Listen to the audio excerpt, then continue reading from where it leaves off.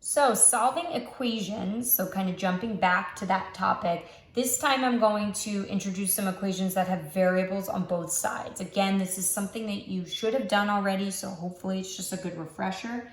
And it is pouring down rain right now outside my window. So if you hear that, maybe it's a nice calming sound, right? White noise. All right, so this corresponds to 2.4 in your textbook. If you want some help with that, you'll notice just by looking at the 4 problems that I have for you to begin that you see variables on both sides of the equation. So this is not combining like terms. And that's where you have to really see that difference. If I had 4x and 7x on the same side of the equal sign, I would add or subtract whatever symbol is there, and that's it. We've done that already. I know how to do those. This is different because I have them on both sides, and the way that we went through solving equations a couple videos ago, they were all on one side. So if I could get it to look like those, then it would just be like the old lesson that I learned, and it's nothing new. So it's exactly what we're gonna do. Our goal is to get our variables to one side first. That is your first task, most important task. Get all your variables to one side. Now you have a couple options here, okay? And I have, my own thoughts on what's best, but that might just be for me. You have to figure out what's best for you. And that's gonna differ person to person, right? We're all different. So when I think about which way I should bring things, I like to always bring things to the side that will make the variable positive. What I mean by that is I would rather do 7 minus 4 than 4 minus 7, because then I will have a positive variable every time I go to solve my equation. It's an interesting way. I'm going to do number 2 a little differently, and I'll show you why, but I think that's probably your best bet. So I want to be able to combine like terms, which means I need to bring this x term over to the other side. So if I don't want it on the right, I would have to do the opposite of what's being done, which would be to subtract 4x on the right-hand side. But remember, whatever I do to one side, I have to do to the other. Now I have them on the same side. 7x minus 4x, again, we've done this a ton, 3x. Perform the operation with the coefficient variable comes along for the ride. All that's left on the right-hand side is a 5. Now this is a simple equation to solve. Divide both sides by 3, and I get x equals 5/3. Don't you dare grab for that calculator. It's a beautiful number. It's an improper fraction. It's the most beautiful thing I've ever seen. Now, when I go to do number 2, I might be somebody, and this is the other side of the coin, if you always bring your variable to the left, right? You want to have that method. I want to always bring it to the left, always bring it to the left. So if that's the way you want to do it, that's fine. What you'll notice in this particular problem, if I bring my variable over to the left, I'm going to get a negative coefficient, and that's fine. But 2 minus 8 is negative 6. X comes along for the ride. Notice I bring down my 10, my equal sign, my 4. I don't try to do all of that in the same step because I'm probably going to make mistakes.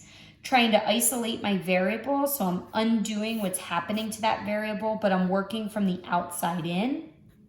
So I'm going to subtract 10 from both sides first, and then I divide by negative 6, and I get positive 1 as my answer. Remember, you can take that value for x, plug it back into your original equation, and make sure you get the same thing on both sides. So for number 3, I'm going to add a 1x to both sides of my equation. My first order of business is to get my variables on the same side. Remember, 4x plus x is 5x. Don't leave off that extra 1. If you need to write it in, do so. Subtract 3 from both sides to get my variable by itself. Divide both sides by 5. And I just so happen to get x equals 1 again.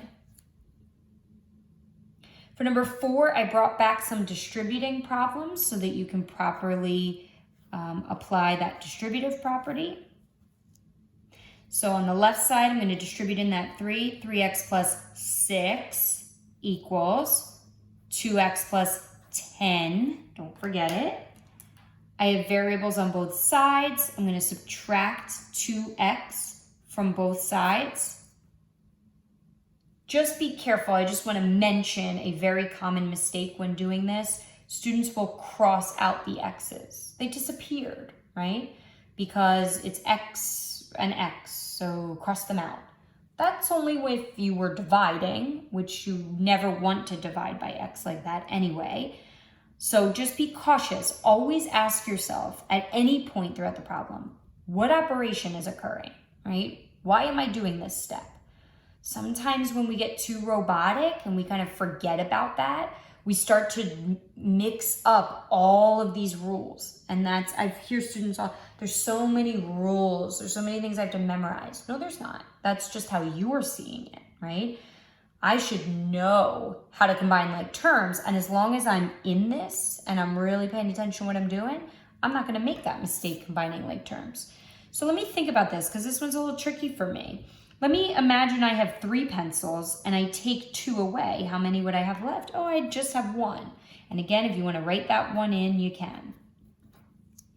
Subtract 6 from both sides. X equals 4. Just going to amp it up just a little bit, adding some more distributive property, but then other things going on. Number 5 is a fantastic example. I love this example because it has both combining like terms and bringing things over left to right, which students mix up all the time. First thing I should do for number 5 is distribute my -7. So my 2x comes down. I have -7 times 3, so I have minus 21. -7 times x, so I have minus 7x equals x plus 3. Before you start bringing things over left and right, or left or right, I should make sure that each side of my equation has one variable, one exponent. So what I notice on the left, okay, just on the left, pretend this isn't even an equation, I have a 2x and a -7x that I should combine. But what students often do is they say, well, I've been bringing things over to the other side and I've been doing the opposite, right? I subtracted 4x, I subtracted 8x, I added x, I subtracted 2x. So I guess that -7x is really a positive. No, it's not. Only if you bring it to the other side would you add. So if I'm on the same side of an equal sign and I'm combining like terms, I'm doing 2x minus 7x, baby. I get -5x minus 21 equals x plus 3. Now again, I told you how I like to go about a problem like this. I would bring my variable to the right so that it becomes positive. You can bring it to the left, you're gonna have a negative variable, a negative coefficient, that's fine. So I'm gonna add 5x now. Notice, I'm doing the opposite. Ask yourself, do you understand why? Here I did exactly what it said. Here I'm doing the opposite. Why the change, right? This was combining like terms, staying on the same side of the equal sign. This is moving something over to the other side. Those are very different things. So it's actually pretty logical that that would mean that I would do different things when I'm performing those tasks. I want to isolate my x, right? So I'm going to subtract 3 from both sides. I get -24 equals 6x. Undo that multiplication of 6 by dividing, and I get x equals -4. There's no reason to rewrite that. If you just want to leave it, -4 equals x, that's fine with me. Less work. You should know that that statement can be flip-flopped and it's the same statement. For number 6, I'm going to distribute in my -2. So -2x minus 6 equals 4x minus 3. Again, I prefer to have positive coefficients. So I'm going to add 2x to both sides. I get -6 equals 6x minus 3. Isolate that x, so undo the outermost thing happening to it, which would be the subtraction of 3. So I'm going to add 3. and then divide both sides by 6. Careful on this one. And I love this one, right? What do students do when they see this? There's a 3, there's a 6, the answer must be 2. Not if the 6 is on the bottom, it's not, right? So keep in mind the bigger numbers on the bottom. Also keep in mind you can use your calculator to help you. If you type it into your calculator, math enter, there's the most beautiful way to write that answer, and it's right there for me, and it does not say -2. Also, if you got -2 and you tried to plug it back into the original problem, you wouldn't get a correct statement. All right, so the last 2 things I want to show you are what we call special cases.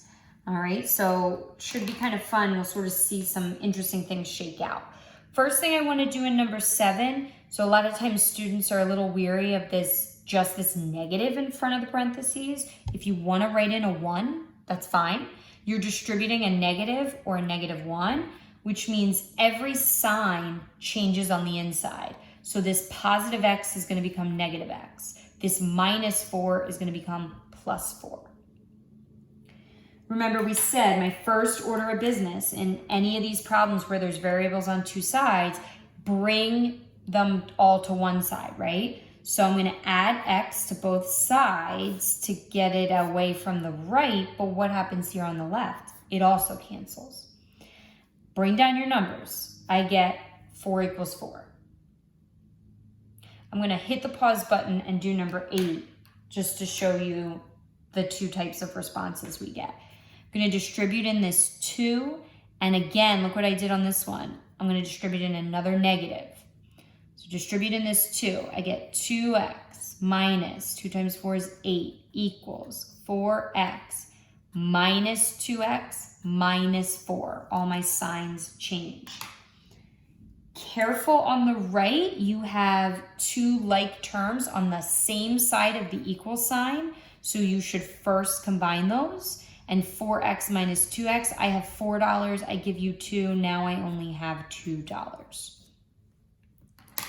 Once I simplify up each side, I can't simplify the individual sides any further. I want to get all of my variables to one side. I subtract 2x to get the variable away in the right, but then it also cancels out on the left. So I get -8 equals -4. So notice in both examples 7 and 8, I was left with a number equals a number. But the answers to these 2 equations, these solutions, are different because one of these is a true statement and one of these is a false statement. So if you do all the steps that you need to solve your equation and you end up, your variables completely disappear and you end up with 4 = 4, 10 = 10, -1/2 = -1/2, 0 = 0, 29 = 29, -2.7 = -2.7. If it is a true statement and you see the same number on either side of the equal sign, this is a true statement, your answer is all reals. What that answer means is that any real number plugged in for x will fit this equation. If you plug in 10 for x, you'd get 4 minus 10, which is -6. On this side, you get 10 minus 4, which is +6, times -1, which is -6. If you plug in 100 on both sides for x, if you plug in 1.27, you will get the same thing on both sides of that equation. Any number will fit, so my answer is all reals. But if your variables disappear and you get a false statement, -8 does not equal -4. They are not the same number. This is false. That is a no solution. You guys tend to remember no solution and apply it in both cases. So just be careful of the difference, okay? You have to evaluate whether or not the statement is true or false. These are also special cases. So is every single problem going to look like this? No, we wouldn't call it special then because it happens all the time.